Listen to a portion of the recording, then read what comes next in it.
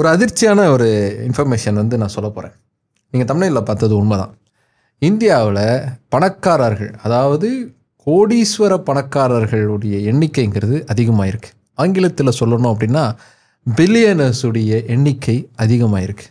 135% அதிகமாக இருக்குது கடந்த 10 வருடங்களில் அப்படிங்கிறது தான் டேட்டா சொல்லக்கூடிய விஷயம்.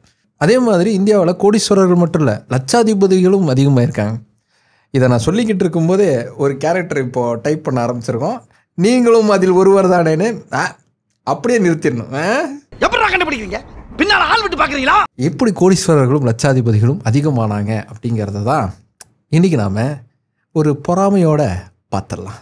Welcome to big bang Bogan. நான் உங்கள் போகன். இந்தியாவில் ஏன் கோடீஸ்வரர்களும் லட்சாதிபதிகளும் அதிகமாகிட்டு இருக்காங்க அலசி பார்த்துடலாம் வாங்க.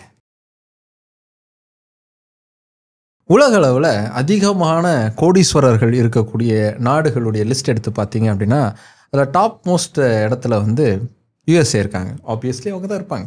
செகண்ட் இடத்துல யார் இருக்காங்கன்னு பார்த்தீங்கன்னா ஆச்சரியப்பட்டு போயிருவீங்க, சைனா இருக்காங்க.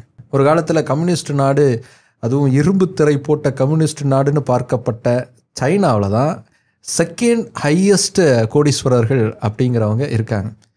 3வது இடத்துல யார் இருக்கான்னு பார்த்தா நாம் இருக்கோம். ஆமாம், நாம் தான் இருக்கோம். நம்ம நாடாக இவ்வளோ கோடீஸ்வரர்களை வச்சுருக்கு அப்படின்னு நீங்கள் ஆச்சரியப்பட்டு போயிடலாம். நிறைய பேர் இப்போ உடனே கமெண்ட் பண்ண ஆரம்பிச்சிருப்பீங்க, எப்படி இந்தியாவை பற்றி நீ இவ்வளோ குறைவாக மதிப்பிடலாம் அப்படின்னு. இல்லை, பொதுவாக வந்து இந்தியா வந்து வளரக்கூடிய ஒரு நாடு தான், வளர்ந்துக்கிட்டு இருக்கக்கூடிய நாடு தான் அப்படிங்கிற ஒரு பார்வை இருக்கு இல்லையா?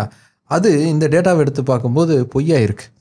கடந்த 10 வருஷத்தில் ரொம்ப அதிகமாக வந்து கோடீஸ்வரர்களுடைய எண்ணிக்கை அதிகமாக இருக்குது அப்படிங்கிறது டேட்டாவில் வந்து தெரிய வந்திருக்கு.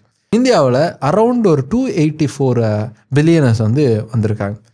இதில் நிறைய புது வரவுகள் வந்திருக்காங்க. புதுசாக பில்லியனர்ஸ் வந்து உருவாகியிருக்காங்க, லட்சாதிபதிகள் உருவாகியிருக்காங்க. அதுக்கான காரணம்லாம் என்ன அப்படிங்கிறத ஒவ்வொன்றா நம்ம பார்க்க ஆரம்பிக்கலாம்.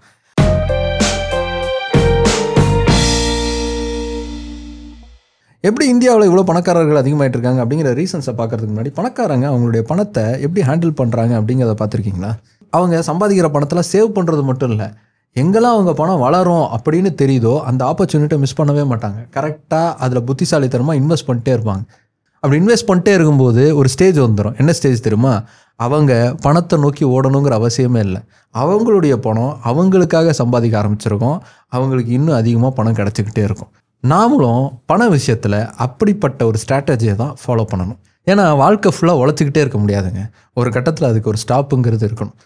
அதுக்கு தான் புத்திசாலித்தனமாக எப்போவுமே கரெக்டாக பார்த்து இன்வெஸ்ட்மெண்ட் அப்படிங்கிறத போட்டுட்ருக்கணும். ஆனால் இதில் ஒரு பெரிய கேள்விங்கிறது வரும், எங்கே இன்வெஸ்ட் பண்ணுறது? நம்ம போடக்கூடிய இன்வெஸ்ட்மெண்ட்டுங்கிறது சேஃபாக இருக்குமா அப்படின்னு நீங்கள் பயந்துக்கிட்டு இருந்தீங்கன்னா கவலைப்படாதீங்க. குட் நியூஸ் அப்படிங்கிறது இருக்குது. என்னென்னா, இப்போது நாம் போட்ட பணங்கிறது சேஃபாக இருக்கக்கூடிய இன்வெஸ்ட்மெண்ட் வாய்ப்புகள் அப்படிங்கிறது இருக்குது. அதாவது கேபிட்டல் கேரண்டீடு இன்வெஸ்ட்மெண்ட் ஆப்ஷன்ஸ் அப்படிங்கிறதெல்லாம் இப்போ இருக்குது. இதில் 2 பெனிஃபிட்ஸ் அப்படிங்கிறது இருக்குது. மொதல் விஷயங்கிறது, நாம் போட்டிருக்கக்கூடிய இன்வெஸ்ட்மெண்ட் தொகை இருக்கு இல்லையா, அது கண்டிப்பாக சேஃபாக இருக்கும். அதே மாதிரி 2வது பெனிஃபிட்டுங்கிறது என்னென்னா, நமக்கு மார்க்கெட் நல்லா செயல்படுது அப்படின்னா நமக்கு நல்ல ரிட்டர்னும் இதிலேருந்து கிடைக்கும். ஆக்சிஸ் மேக்ஸ் லைஃப் அப்படி ஒரு ஆப்பர்ச்சுனிட்டி தான் நமக்கு தந்திருக்காங்க. அவங்களுடைய இந்தியா கன்சப்ஷன் ஆப்பர்ச்சுனிட்டிஸ் ஃபண்ட் அப்படிங்கிற NFO அப்படிங்கிறது இப்போ தான் லான்ச் ஆகிருக்கு. ஆனால் இந்த NFOவில் நம்ம இன்வெஸ்ட் பண்ணுறதுக்கான கடைசி தேதி அப்படிங்கிறது அக்டோபர் 26 வரைக்கும் தான். அதாவது இன்னும் ஒரு சில நாட்கள் தான் இருக்குது. அதை பற்றின முழுமையான டீட்டெயில்ஸை படித்து தெரிஞ்சுக்கிட்டு அந்த NFOவில் நீங்கள் இன்வெஸ்ட் பண்ணுறதுக்கான லிங்க் அப்படிங்கிறத டிஸ்கிரிப்ஷன்லேயும் கமெண்ட்லேயும் பின் பண்ணியிருக்கேன். செக் பண்ணி பாருங்கள், டீட்டெயில்ஸை படித்து தெரிஞ்சுக்கோங்க. உங்களுக்கான இன்வெஸ்ட்மெண்ட் அப்படிங்கிறத ஸ்டார்ட் பண்ணுங்கள். QR கோடை ஸ்கேன் பண்ணி கூட நீங்கள் அதை பற்றின டீட்டெயில்ஸை படித்து தெரிஞ்சுக்கலாம். இப்போவே இமிடியேட்டாக உங்களுக்கான ஒரு இன்வெஸ்ட்மெண்ட் அப்படிங்கிறத செய்ய ஆரம்பிங்க. இதில் நீங்கள் உங்களால் முடிஞ்ச தொகையிலேருந்து இன்வெஸ்ட்மெண்ட் அப்படிங்கிறத ஸ்டார்ட் பண்ணலாம். இதோட NAV அப்படிங்கிறது 10 ரூபா. 2008 axis maths life high growth fund அப்படிங்கிற ஒரு ஃபண்டை வந்து லான்ச் பண்ணியிருந்தாங்க. அந்த ஃபண்டுடைய CAGR அப்படிங்கிறது கடந்த 7 வருடங்களில் 22.7% கொடுத்துருக்கு. அதாவது பேங்க்ஸுடைய FD/RD மாதிரியான ஸ்கீம்ஸ்லேருந்து நமக்கு பொதுவாக கிடைக்கக்கூடிய 5-6% விட அதிகமான அளவுக்கு ரிட்டர்ன் அப்படிங்கிறத கொடுத்துருக்கு. இதோட அடிஷ்னலாக மாதம் நீங்கள் கட்டக்கூடிய மந்த்லி ப்ரீமியமை விட 120 மடங்கு அதிகமான அளவுக்கு லைஃப் கவர் அப்படிங்கிறது கிடைக்கும். அது மட்டும் இல்லை, ஆனுவலாக 2.5 lakhs அளவுக்கு நீங்கள் போட்டிருக்கக்கூடிய இன்வெஸ்ட்மெண்ட்டுக்கு கம்ப்ளீட்டாக டேக்ஸ் ஃப்ரீ அப்படிங்கிறதும் உங்களுக்கு ரிட்டர்ன் சமயத்தில் கிடைக்கும். என்ஆர்ஐஸ் கூட இதில் இன்வெஸ்ட் பண்ணலாம். மாதம் 18,000 அளவுக்கு அவங்க இன்வெஸ்ட் பண்ணுறாங்க அப்படின்னா அவங்களுக்கு 2 கோடி ரூபா அளவுக்கான ரிட்டர்ன் கிடைக்கிறதுக்கான பாசிபிலிட்டிஸ் இருக்குது. ஆனால் மறந்துடாதீங்க, இந்த NFL இன்வெஸ்ட் பண்ணுறதுக்கான கடைசி தேதிங்கிறது அக்டோபர் 26 தான். இன்னும் ஒரு சில நாட்கள் தான் இருக்குது. அதனால் இப்போவே உங்களுக்கான ஒரு இன்வெஸ்ட்மெண்ட் அப்படிங்கிறத ஸ்டார்ட் பண்ணுங்கள். இதை பற்றின முழுமையான டீட்டெயில்ஸை படித்து தெரிஞ்சுக்கான லிங்க்கை கமெண்ட்லையும் டிஸ்கிரிப்ஷன்லையும் பின் பண்ணிடுங்க. QR கோடை ஸ்கேன் பண்ணி கூட நீங்கள் அந்த டீட்டெயில்ஸை படிச்சுக்கலாம். சப்போஸ் உங்களுக்கு இங்கிலீஷ் புரியல, தமிழில் தெரிஞ்சுக்கணும் அப்படின்னா உங்களுடைய கஸ்டமர் கேரில் தமிழ் சப்போர்ட் அப்படிங்கிறது இருக்குது. உங்களுக்கு தேவைப்பட்டால் நீங்கள் ரெக்வஸ்ட் பண்ணிங்கன்னா உங்கள் வீட்டுக்கே அவங்களோட ஏஜென்ட் நேரடியாக வந்து எல்லாத்தையும் பற்றி டீட்டெயிலாக எக்ஸ்பிளைன் பண்ணுவாங்க. ஸோ தட் நீங்கள் வந்து உங்களுக்கு இந்த இன்வெஸ்ட்மெண்ட் எந்த அளவுக்கு பெனிஃபிட்டாக இருக்குங்கிறத புரிஞ்சுக்கிட்டு நீங்கள் அந்த இன்வெஸ்ட்மெண்ட் அப்படிங்கிறத எடுக்கலாம். கண்டிப்பாக ஒரு இன்வெஸ்ட்மெண்ட் அப்படிங்கிறத ஸ்டார்ட் பண்ணுங்கள். இன்றைக்கி தேதிக்கு இன்வெஸ்ட் பண்ணால் தான் வளர முடியும். இப்போது இந்தியாவில் எப்படி பணக்காரங்க அதிகமாகிட்டு இருக்காங்க அப்படிங்கிற கேள்விக்கு வருவோம். ரீசெண்டாக எக்ஸ் வலைத்தளத்தில் அக்ஷத் ஸ்ரீனிவாசா அப்படிங்கிறவர் இந்தியாவில் 250 பில்லியனர்ஸுக்கு மேலே உருவாயிருக்காங்க அப்படிங்கிற ஒரு போஸ்ட் வந்து போட்டிருந்தார். அந்த போஸ்ட்டில் இன்னொரு விஷயத்தையும் சொல்லியிருந்தார். 8,50,000க்கும் மேலான மில்லியனர்ஸும் இந்தியாவில் வந்து உருவாயிருக்காங்க. இந்த ரீசெண்ட் டைம்ஸில் வந்து அது ரொம்ப அதிகமாகிட்டு இருக்கு அப்படிங்கிறத வந்து மென்ஷன் பண்ணியிருந்தார். அதில் அவர் சொன்ன இன்னொரு விஷயமும் இருக்குது. இந்தியா 3வது இடத்துல இருக்குது பில்லியனர்ஸை உருவாக்குறதுல. அதே சமயத்தில் அதோடைய எண்ணிக்கைங்கிறது மற்ற 2 நாடுகளை விட குறைவான அளவில் தான் இருக்குது. மில்லியனர்ஸோடைய எண்ணிக்கை எடுத்து பார்த்திங்கனாலும் மற்ற நாடுகளை விட இந்தியாவில் குறைவான எண்ணிக்கையில் தான் இருக்காங்க. அதாவது வளர்ந்துக்கிட்டு இருக்காங்க, ஆனால் மற்ற நாடுகளை விட குறைவாக இருக்காங்க. ஆனால் இதில் நம்ம கவனிக்க வேண்டிய விஷயம் என்னென்னா, இந்தியாவில் பில்லியனர்ஸும் மில்லியனர்ஸும் அதிகமாகிட்டு இருக்காங்க. ஆனால் அதே சமயத்தில் மற்ற நாடுகளை விட அந்த எண்ணிக்கைங்கிறது குறைவான அளவில் இருக்குது. அதாவது இந்தியா வளர்ந்துக்கிட்டு இருக்குது, ஆனால் போதிய அளவுக்கு வளரல அப்படிங்கிறது தான் இது சொல்லக்கூடிய டேட்டா. ஆனால் இதில் நம்ம இன்னொரு ஆங்கிள் பார்க்கணும். என்னென்னா, லட்சாதிபதிகள் அதிகமாகிட்டு இருக்காங்க, அதே சமயத்தில் பில்லியனர்ஸும் அதிகமாகிட்டு இருக்காங்க. ஒருத்தர் லட்சாதிபதி ஆகிறதுங்கிறது அவருடைய சம்பாத்தியத்தில் கொண்டு வந்து கூட கிடைக்கலாம். அதாவது டெய்லி ஒரு ஜாபுக்கு போகிறாரு, அவர் ஹையர் போஸ்ட்டுக்கு போகும்போது லட்சங்களில் சம்பாதிக்கிறாரு, அதனால் லட்சாதிபதியாக ஆகிறாரு அப்படின்னு நம்மளால் எடுத்துக்க முடியும்.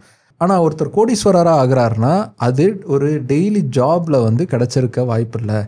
அதுக்கு அவர் இன்வெஸ்ட்மெண்ட் பண்ணியிருக்கணும், இல்லை ஏதாவது தொழில் தொடங்கியிருக்கணும், அதன் மூலமாக அவர் வளர்ந்துருக்கிறதுக்கான வாய்ப்புகள் தான் இருக்குது அப்படிங்கிற ஒரு ஆங்கிள் இருக்குது. இது முக்கியமான ஒரு விஷயம். இந்தியாவில் பிஸ்னஸுக்கான ஆப்பர்ச்சுனிட்டிஸுங்கிறது அதிகமாகிட்டுருக்கு. அதனால தான் இந்தியாவில் பணக்காரர்களுடைய எண்ணிக்கையும் அதிகமாகிட்டுருக்கு அப்படிங்கிற ஒரு பார்வைங்கிறது இருக்குது. ஸோ அந்த அடிப்படையில் இந்தியாவில் வந்து கோடீஸ்வரர்கள் அதிகமாகிட்டு இருக்காங்களா அப்படிங்கிற டேட்டாவை அனலைஸ் பண்ணும்போது இன்ட்ரெஸ்டிங்கான பல விஷயங்கள் கிடச்சிது. என்னென்னா, இந்தியாவில் ஸ்டார்ட் அப் கம்பெனிஸுங்கிறது ஒரு 15 வருடங்களில் வந்து அதிகமாக ஆரம்பிச்சிருக்காங்க. இந்த ஸ்டார்ட் அப் கம்பெனிஸ் மூலமாக இந்தியாவில் இருக்கக்கூடிய பணக்காரர்கள் எண்ணிக்கைங்கிறது அதிகமாக இருக்குது. 2025க்கான குளோபல் ரிச் லிஸ்ட் எடுத்தோம் அப்படின்னா அதில் 13 புதிய இந்தியர்கள் வந்து பில்லியனர்ஸாக வந்து மாறியிருக்காங்க. அதுவே 2024 எடுத்து பார்த்தோம் அப்படின்னா 32 புதிய பில்லியனர்ஸ் வந்து உருவாயிருக்காங்க. இவங்களில் பல பேர் வந்து சொந்தமாக தொழில் தொடங்கி அந்த தொழில் மூலமாக வந்து பில்லியனர்ஸாக மாறினவங்களா இருக்காங்க. உதாரணத்துக்கு சொல்லணும் அப்படின்னா, ஜெப்டோ கம்பெனி ஆரம்பித்த கைவால்யா, அப்புறம் ஆதித், அப்புறம் ஃபிசிக்ஸ் வாலா அப்படிங்கிற ஒரு கம்பெனி ஆரம்பித்த அலக் பாண்டே, ரித்திஷ் அகர்வால் வந்து ஓயோ ரூம்ஸ் மூலமாக இந்த நிலையை வந்து அடைஞ்சிருக்காரு. அதே மாதிரி ஓலா நிறுவனத்துடைய ஃபவுண்டர், ஜெரோதா நிறுவனத்துடைய ஃபவுண்டர், இவங்க எல்லாருமே அவங்களுடைய கம்பெனிகளுடைய வளர்ச்சியின் மூலமாக பில்லியனர்ஸ் கிளப்புக்குள்ளே வந்து இணைஞ்சிருக்காங்க. இப்படி நிறைய புது புது கம்பெனிஸ் வந்து இந்தியாவில் உருவாகிக்கிட்டே இருக்குது. அந்த கம்பெனிஸ் மூலமாக பணக்காரர்கள் வந்து அதிகமாகிட்டு இருக்காங்க. அவங்க மூலமாக இந்தியாவுடைய பில்லியனர்ஸ் எண்ணிக்கை அப்படிங்கிறது அதிகமாகிட்டுருக்கு. அதே மாதிரி இந்தியாவில் வேலை செஞ்சு லட்சங்களில் சம்பாதிக்கிறவர்களுடைய எண்ணிக்கையும் அதிகமாகிட்டுருக்கு. அதாவது அவங்களுடைய சம்பளம் வாங்கும் திறமைங்கிறது அதிகமாகிட்டுருக்கு. ஸோ ஆட்டோமேட்டிக்காக லட்சாதிபதிகளும் அதிகமாகிட்டுருக்காங்க. அதனால தான் நமக்கு இந்த எண்ணிக்கையின் அளவுங்கிறது அதிகமாகிட்டுருக்கு அப்படிங்கிறது தான் இந்த டேட்டா சொல்லக்கூடிய விஷயம். ஸோ இப்படி தான் எல்லாருமே புதிய தொழில் தொடங்கி பணக்காரர்கள் ஆகிட்டு இருக்காங்களா அப்படின்னு பார்த்தா அதான் இல்லை. இந்த பணக்காரர்கள் லிஸ்ட்டில் ஒரு 20 to 30% வந்து வாரிசுகளாக இருக்காங்க. அதாவது பரம்பரையான சொத்துக்களை இல்லை அவங்களுடைய அப்பா அம்மா சம்பாதித்த சொத்துக்களை பாகப்பிரிவினை செய்கிறதன் மூலமாக அவங்களுக்கு பில்லியனராக மாறுறதுக்கான வாய்ப்புங்கிறது உருவாயிருக்கு இந்த ரீசன்ட் டைம்ஸில். அதனாலையும் இந்த எண்ணிக்கை அப்படிங்கிறது அதிகமாக இருக்குது. இதில் லட்சாதிபதியாக மாறினவங்களும் இருக்காங்க, அதே மாதிரி கோடீஸ்வரர்களாக மாறினவங்களும் இருக்காங்க. இப்படி இப்போ ஒரு புதிய பணம் வருது. அது அவங்களுடைய தொழில் தொடங்கினது மூலமாகவும் அவங்களுக்கு பணம் வந்திருக்கலாம், இல்லை அவங்களுக்கான சொத்து கிடைச்சதுலேருந்தும் அவங்களுக்கு பணம் கிடச்சிருக்கலாம். இந்த பணத்தை அவங்க என்ன பண்ணுறாங்க அப்படிங்கிற இன்னொரு டேட்டா வந்து இன்னொரு புதிய ஒரு ஆங்கிளை வந்து கொடுக்குது. என்னென்னா, அவங்க எல்லாருமே தொடர்ந்து அவங்களுடைய சம்பாதிக்கக்கூடிய காசு எல்லாத்தையுமே இன்வெஸ்ட்மெண்ட் அப்படிங்கிறத பண்ணுறாங்க. இதில் பெரும் கோடீஸ்வரர்களாக இருக்கிறவங்க எங்கே போய் இன்வெஸ்ட் பண்ணுறாங்க அப்படின்னா வெளிநாடுகளில் இன்வெஸ்ட்மெண்ட் அப்படிங்கிறத பண்ணுறாங்க. ஏன் வெளிநாடுகளில் இன்வெஸ்ட்மெண்ட் பண்ணுறாங்க அப்படின்னா, இந்தியாவை விட அங்கே பொலிட்டிக்கலான ஒரு ஸ்டெபிலைசேஷனுங்கிறது அதிகமாக இருக்குது. ப்ளஸ் டேக்ஸ் பெனிஃபிட்ஸுங்கிறது அங்கே இன்னும் கூடுதலாக அதிகமாக இருக்குது. ஸோ ஃப்யூச்சரில் நம்ம அங்கே போய் செட்டில் ஆயிடலாம், அங்கே இன்னும் அதிகமான அளவுக்கு நமக்கு வருமானம் கிடைக்கும் அப்படின்னு அதிகமாக வெளிநாடுகளில் இந்த பெரும் பணக்காரர்களில் ஒரு சில பேர் டாப் மோஸ்ட்டாக இருக்கக்கூடியவங்க இன்வெஸ்ட் பண்ணுறாங்க அப்படிங்கிற இன்னொரு டேட்டா நமக்கு கிடைக்கிது. ஸோ இதுலேருந்து கவனிக்க வேண்டியது என்னென்னா, இந்தியாவில் இருந்து அவங்களுக்கு பணம் கிடைக்கிது, அதை வச்சு அவங்க பெரும் பணக்காரர்களாக மாறுறாங்க. ஆனால் திரும்ப அவங்க இந்தியாவுக்குள்ளே அதை இன்வெஸ்ட்மெண்ட் பண்ணுறதை விட வெளிநாடுகளில் போய் அவங்க இன்வெஸ்ட் பண்ணுறாங்க அப்படிங்கிறத பார்க்க முடியுது. ஸோ இதெல்லாம் வச்சு பார்க்கும்போது இந்தியாவில் தொழில் தொடங்கி அதை சக்ஸஸ்ஃபுல்லாக நடத்துறதுக்கான வாய்ப்புகளை உருவாகிட்டுருக்கு. அதை சரியாக அனலைஸ் பண்ணி அதை கேபிட்டலைஸ் பண்ணிக்கிட்டோம் அப்படின்னா நம்மளாலையும் கண்டிப்பாக பெருசாக வளர முடியும் அப்படிங்கிறத புரிஞ்சுக்கணும். இங்கே பொலிட்டிக்கல் இன்ஸ்டெபிலிட்டி அப்படிங்கிறது அதிகமாக இருக்குது, நிறைய குழப்பங்கள் கேள்விகள் இருக்குது. அதே மாதிரி பிஸ்னஸை சரியாக செய்கிறதுக்கான ஒரு ப்ராப்பரான சூழல் இல்லை, டாக்ஸேஷன்ஸ் அதிகமாக இருக்குது. அப்படிங்கிற விஷயங்கள்லாம் எல்லாமே முன்னாடி இருந்தாலும் அந்த லேயருக்கு பின்னாடி நிறைய ஆப்பர்ச்சுனிட்டிங்கிறது நமக்கு இருக்குது. அதை நம்ம கரெக்டாக பயன்படுத்திக்கணும். ஒருவேளை நம்ம இதை பயன்படுத்திக்கிட்டு இருக்கக்கூடிய சமயத்திலேயே இந்த குழப்பம், இந்த பிரச்சனை எல்லாமே சரியாகிறதுக்கான வாய்ப்பு இருக்குது. அப்போ இன்னும் இந்த ஆப்பர்ச்சுனிட்டி இன்னும் பெருசாகும். அப்போது அதை விட நம்ம இன்னும் பெருசாகவே வளர்கிறதுக்கான வாய்ப்பு இருக்குது. ஸோ அதை கரெக்டாக அட்ரஸ் பண்ணி கரெக்டாக அனலைஸ் பண்ணி நம்ம வேலை செஞ்சோம் அப்படின்னா நிச்சயமாக வளர்ச்சிங்கிறது உறுதி. இதில் இன்னொரு இன்ட்ரெஸ்டிங்கான விஷயத்தை பார்த்தேன். என்னென்னா, ஜென்சி இருக்காங்கல்ல, அவங்க அதிகமாக இன்வெஸ்ட்மெண்ட் அப்படிங்கிறத பண்ணுறாங்க. அதாவது 90s கிட்ஸை விட, அதுக்கு முன்னாடி இருந்த 80s கிட்ஸை விட 2K கிட்ஸுடைய இன்வெஸ்ட்மெண்ட் அப்படிங்கிறது அதிகமாக இருக்குது. ரொம்ப அக்ரெசிவாக அவங்க இன்வெஸ்ட் பண்ணுறாங்க அப்படிங்கிறத பார்க்க முடியுது. அதுலேயும் அவங்க இன்வெஸ்ட்மெண்ட் அப்படிங்கிறத பல ஃபீல்டில் பிரித்து பண்ணுறாங்களாம். ரியல் எஸ்டேட்டில் கொஞ்சம், அதுமாதிரி ஃபார்மா இண்டஸ்ட்ரியில் கொஞ்சம் அப்படின்னு பயங்கரமாக ஸ்ப்ளிட் பண்ணி பண்ணுறாங்க. ரொம்ப அக்ரெசிவாக பண்ணுறாங்க. அவங்களுடைய அந்த இன்வெஸ்ட்மெண்ட் டாக்டிக்ஸ் அப்படிங்கிறது இதுவரைக்கும் இந்தியர்கள் எப்படி இன்வெஸ்ட்மெண்ட் பண்ணுறாங்க அப்படிங்கிற அந்த தியரியவே மாற்றுது. அந்தளவுக்கு புதுசாக பயங்கர அக்ரெசிவாக அவங்க பண்ணுறாங்க அப்படிங்கிறதும் படிக்க முடிஞ்சுது. ஜென்சிக்கு பெருசாக கேட்க மாட்டேங்கிறாங்க, நாலேஜ் இல்லை அப்படின்னு நம்ம இங்கே பேசிக்கிட்டு இருக்கோம். ஆனால் அவங்க வேற ஒரு ட்ராக்கில் ஓட ஆரம்பிச்சிட்டாங்க அப்படிங்கிறது அதை படிக்கும்போது தெரியுது. ஜென்சிஸ் இந்த ஸ்பீடில் ஓடினாங்கன்னா கண்டிப்பாக இந்தியாவில் பணக்காரர்களுடைய எண்ணிக்கைங்கிறது இன்னும் அதிகமாகிறதுக்கான வாய்ப்புகள் இருக்குது. ஜென்சி மாதிரியும் கோடீஸ்வரர்கள் எப்படி எங்கெங்கெல்லாம் ஆப்பர்ச்சுனிட்டி இருக்குது அப்படின்னு பார்த்து இன்வெஸ்ட் பண்ணுறாங்கல்ல, அது மாதிரியும் நம்ம பார்த்து இன்வெஸ்ட் பண்ணோம் அப்படின்னா கண்டிப்பாக நம்மளாலையும் வளர முடியும். ஏன்னா இந்த மாதிரியான நியூஸ்லாம் பார்த்தா என்னடா நாம் எப்படா பணக்காரன் ஆகும் அப்படிங்கிற ஒரு ஏக்கம் நமக்கு வரும் இல்லையா? அந்த ஏக்கம் தீரணும் அப்படின்னா சரியானபடி நம்மளுடைய பணத்தை இன்வெஸ்ட் பண்ணணும். அதுக்கு தான் அந்த வீடியோட பிகினிங்லேயே சொன்னேன். அந்த இன்வெஸ்ட்மெண்ட் ஆப்பர்ச்சுனிட்டிங்கிறது கண்டிப்பாக உங்களுக்கு பெனிஃபிட்டாக இருக்கும். ஆக்சிஸ் மேக்ஸ் லைஃப் கொண்டு வந்திருக்கக்கூடிய அந்த NFOவில் இன்வெஸ்ட் பண்ணுறதுக்கான கடைசி தேதிங்கிறது அக்டோபர் 26 வரைக்கும் தான் இருக்குது. இன்னும் ஒரு சில நாட்கள் தான் இருக்குது. அதனால் அதை பற்றின டீட்டெயில்ஸை முழுசாக படித்து தெரிஞ்சு ஒரு இன்வெஸ்ட்மெண்ட் அப்படிங்கிறத ஸ்டார்ட் பண்ணிவிடுங்க. அதுக்கான லிங்க்குங்கிறத டிஸ்கிரிப்ஷன்லேயும் கமெண்ட்லேயும் பின் பண்ணியிருக்கேன். இந்த கீழே தெரியக்கூடிய QR கோடை ஸ்கேன் பண்ணி கூட நீங்கள் அதை பற்றின டீட்டெயில்ஸை தெரிஞ்சுக்கலாம். இம்மிடியேட்டாக உங்களுக்கான ஒரு இன்வெஸ்ட்மெண்ட் அப்படிங்கிறத ஸ்டார்ட் பண்ணுங்கள்.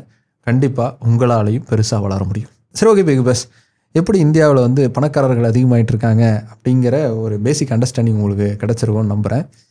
எந்த மாதிரி தொழில் தொடங்கி நாமளும் ஒரு ஸ்டார்ட் அப் ஆரம்பித்து பிஸ்னஸ் பண்ணால் பணக்காரனாக ஆயிட முடியும் இந்திய சூழலில் அப்படின்னு கீழே கமெண்ட் பண்ணுங்கள். ஒரு நல்ல ஆப்பர்ச்சுனிட்டியாக இருக்குது அப்படின்னா உங்கள் ஐடியாவை உங்களால் பண்ண முடியலன்னாலும் யாராவது எடுத்து யூஸ் பண்ணுறதுக்கு ஒரு வாய்ப்பாக இருக்கும். இல்லை யாராவது உங்களை காண்டாக்ட் பண்ணி உங்களுக்கு ஃபன் பண்ணுறது கூட வாய்ப்பாக இருக்கலாம். கீழே கமெண்ட் பண்ணுங்கள்.